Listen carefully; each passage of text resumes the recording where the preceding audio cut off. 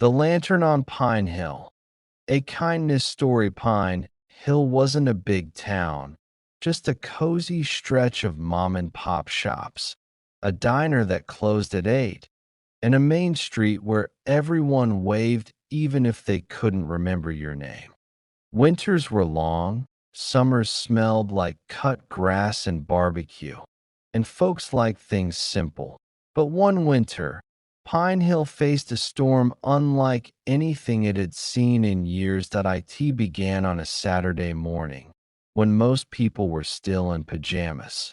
Snow came fast and heavy, swallowing the roads and frosting over windows before breakfast was even finished.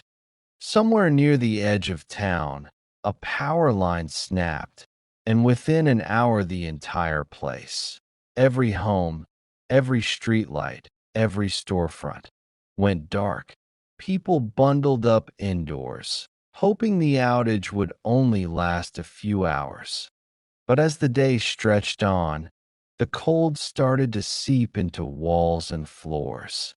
The roads were buried. Emergency crews were stuck. And the night ahead promised to be even colder. That on Pine Hill's west end lived the Deacon family. Ellie, Mark, and their 12-year-old son, Jonah. Their small house sat on a slope overlooking the town.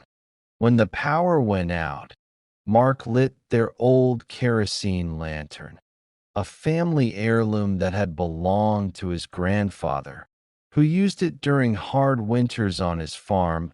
As the yellow glow filled their living room, Jonah pressed his face to the frosty window and saw the town below, dark and silent.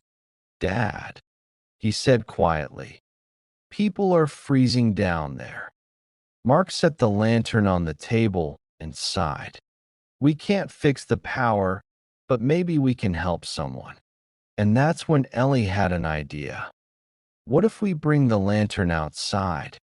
Hang it high enough so folks can see it from the street."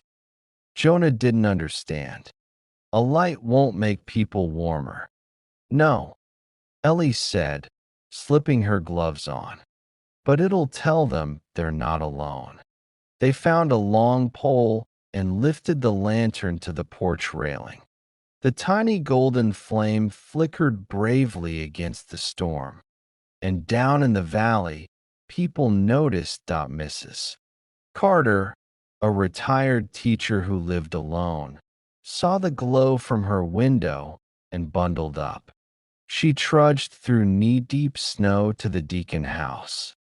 When she arrived, shivering, Ellie wrapped a blanket around her and ushered her inside. Within half an hour, 2 more neighbors showed up, then 3 more, each following the warm little light on the hill. By evening, the Deacon home was full of people, kids, seniors, families with pets. Mark used their camping stove to heat soup. Ellie passed out extra blankets. Jonah gathered everyone in the living room and kept feeding the fire in the old brick fireplace. And still the lantern shone outside, its glow reflecting off the snow like a beacon. Word spread quickly. Soon, other families across Pine Hill placed their own lanterns, candles, or flashlights outside their homes, small signals to anyone walking by. "Come in if you're cold. We have room." By nightfall, the whole town sparkled with warm little dots of light, like a constellation fallen gently to the ground. Neighbors who barely knew each other opened their doors. People shared whatever they had: canned soup, sleeping bags, hand warmers, stories, and laughter. Children played board games by candlelight. Elderly folks sat wrapped in quilts, remembering winters from decades long gone. The storm outside howled, but inside Pine Hill, something softer and stronger grew. When the power finally came back the next morning, people cheered from their porches. But no one rushed home. They stayed just a little longer, talking, hugging, promising to keep in touch. Before everyone left, Mrs. Carter placed a gentle hand on Jonah's shoulder. "Do you know why I came?" she asked. Jonah shook his head. She smiled. "One small light can show someone the way when they need it most. Your family reminded us of that." And Jonah never forgot her words.